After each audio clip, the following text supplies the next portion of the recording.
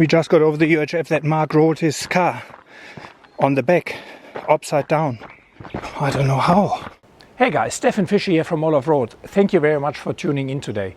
As we found out on this Victorian High Country trip, accidents can happen anytime, and it is vital for any participant to have a first aid course and as well have a fully working extensive first aid kit. In our case, Mark fortunately was okay beside a few bruises. However, these could have ended very differently and a first aid kit is imperative. In this video, I will focus on the Survival Solutions first aid packages because I carry them for over 5 years now. I will also show you what else I carry in regards to first aid equipment and to emergency communication. Let's get into it.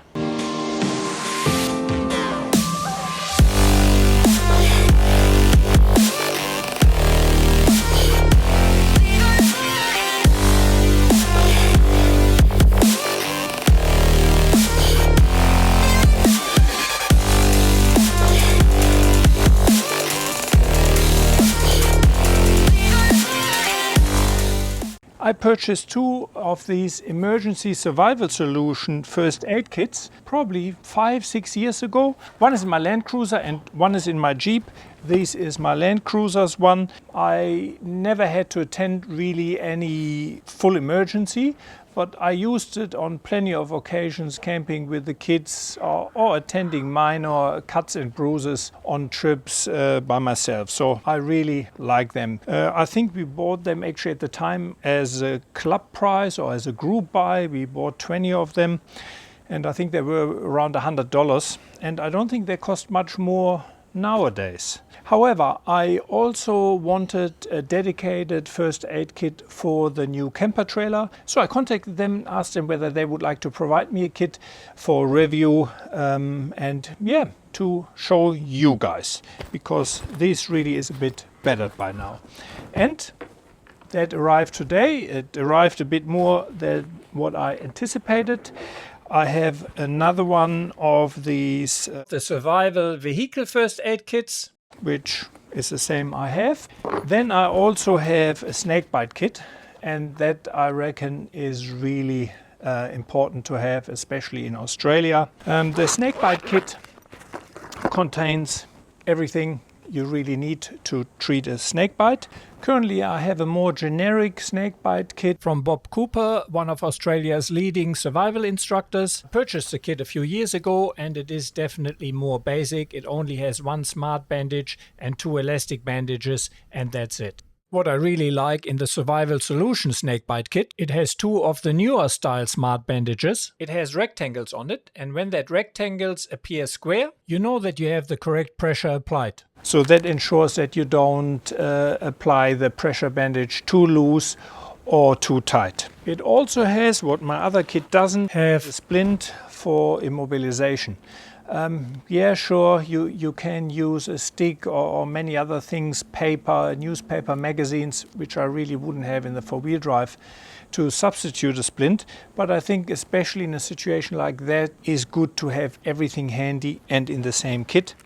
It even goes as far as having the pen here, so you can mark the bite on the bandage. So yeah, I think that is something really every 4-wheel driver should have in his car.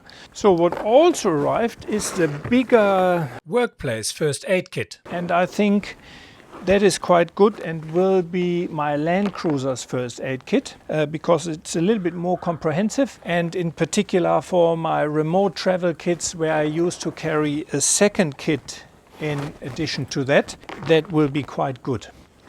So let me show you the kit inside. As you can see here, the kit is very well laid out, and the workplace kit actually does also have a basic snakebite kit, but it only includes 1 pressure bandage and 1 elastic bandage. I have a dedicated second snakebite kit in the car. I think the quality of the bag is also noteworthy because it is an excellent quality bag. It has high quality sealed zippers, so water ingress is not that easy. It has a grip handle and many different ways to attach the kit to a cargo barrier, your seat or anything else in the vehicle. The outside material is high quality ripstop canvas, so overall a very well made bag, and my original kit, which I now carried for many years through many different vehicles, only has one little seam rip. One little predicament I had with all of my first aid kits, you start taking stuff out of it and you never really, or I at least can't remember then what I used. By the time I think I should restock, especially I don't know what I all used. And if we look at the old kit here and the new kit, what is quite good with this stuff, it shows you exactly how many items of each should be in there. So that makes reordering very, very simple via their website, which is very well laid out, and you can easily restock, for example, the whole kit, or you can restock individual items. So yeah, overall, as I said, I have used these kits now for several years, 5 years. Don't have an issue. I think the price is right. I think the packaging is right. It is very well organized, the whole internal compartments. It is very comprehensive. And yeah, I mean, you need a first aid kit. There is just no way around it. Don't just carry a first aid kit. Also make sure you hold a first aid certificate. What also came with that kit, I don't know whether that's actually in general included, probably not, is this little waterproof bag. And that certainly is quite handy to store the kit in here. That means whatever happens to your car, I try not to drown my car anyway, but it is absolute waterproofed, you know. So I think that is a pretty good little idea. So I really like the Survival Emergency Solutions first aid kits, and yeah, can only recommend them. One other thing I carry in a digital form on my iPads, but also as a paper book, is the Prepper's Medical Handbook from William W. Forgy. In comparison to the most other first aid books, which are first aid, that means they usually instruct you to deal with the next 10-15 minutes until an ambulance arrives. This book here really deals more with long-time care of the grid. And obviously doing remote travel, if something happens in the remote Simpson Desert or on the Canning, there are certainly quite a few locations in Australia where help may not arrive within hours and sometimes may take days. And I found that book actually super interesting because again, it deals with what to do past the first 10, 15, 20 minutes and how to keep someone alive, how to look after him, how to minimize any damage. So super interesting book. I can only highly recommend. William is a follower of my YouTube channel and he sent me one book free of charge. I purchased the Kindle version though. And one other thing which I carry, especially on remote trips, is this. And that's a defibrillator. Only 2 weeks ago in a BJJ school where my kids attend, in a Friday class, someone had a heart attack on the mats. And with CPR and with the help of defib, he actually survived and survived it well. But without the defibrillator and the very quick action of the trainer who pretty much performed CPR for nearly 15 minutes until the ambulance arrived, he probably would have not made that.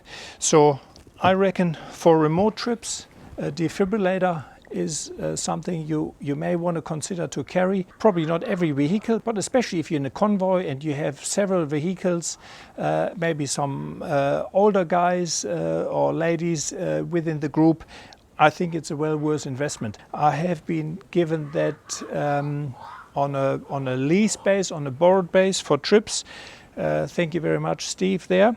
So that will go back at some stage.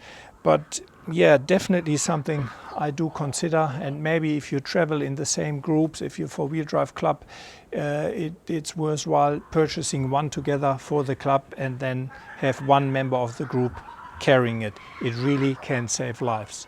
Let me quickly explain what I carry in regards to emergency communication. I have done dedicated videos about all that gear, but I thought I mention it briefly here as well.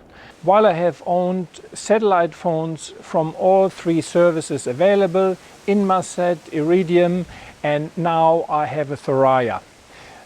Why do I have Thuraya? I made a separate video about that. It is just the best option for me personally, because it is price-wise reasonable. I have an Australian mobile phone number, so my kids' family can call me for the price of a mobile phone call, which really is for free.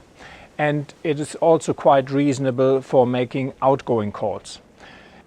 The satellite system of the Thuraya phone is not as good as the Iridium, but in saying that, so far I never had an issue getting into contact and using it wherever I tried so far. I also carry two personal locator beacons.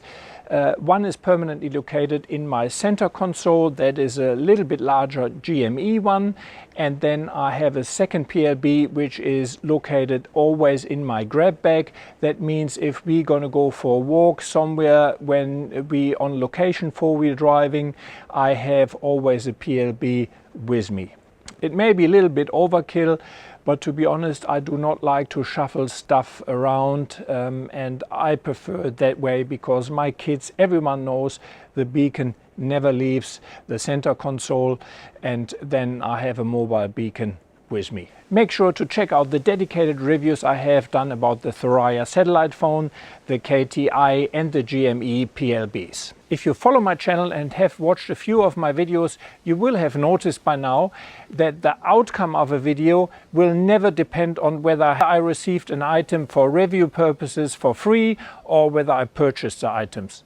I always call it how I see it, no matter what. So thanks a lot for watching, guys, and don't forget to like, subscribe, share, and if you can, maybe even head over to Patreon, become one of my Patreon supporters, and with the equivalent of a cup of coffee or two per month, you can really help me making that videos.